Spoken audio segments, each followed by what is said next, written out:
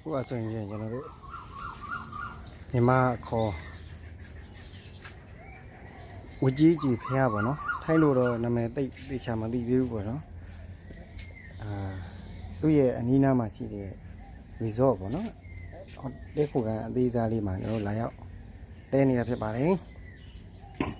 ခဏနေကြရင်ကျွန်တော်တို့ဖះကိုတော့ရောက်ဖူးမြော်မှာဖြစ်ပါတယ်အဲ့တော့ခန်းပြင်စင်လေးပေါ့နော်တညကို600ဘတ်ဖြစ်ပါတယ်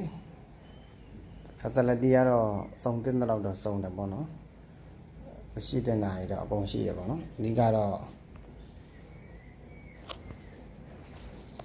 ပေးတင်လာတဲ့ပို့ပေးထားတယ်ရှိတယ်လို့လိုတဲ့ဟာလေးလည်းရှိတယ်ပေါ့နော်ဒါမီး fire alarm တွေပါတယ်လည်း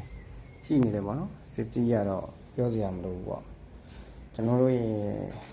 မင်းသမီးကတော့ပြင်လို့ဆင်လို့မပြီးသေးတဲ့အချိန်ဖြစ်ပါတယ်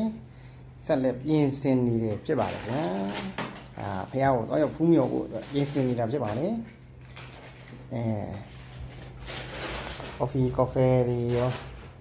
စားစရာတောက်စရာတွေတော့မှာကျင်စားကျင်တောက်လို့မှာစားလို့ရတယ်ပေါ့နော်စုံရှိပါတယ်ဘုရားနဲ့သူကတော့ပြည့်ပြည့်စုံစုံဖြစ်ပါတယ်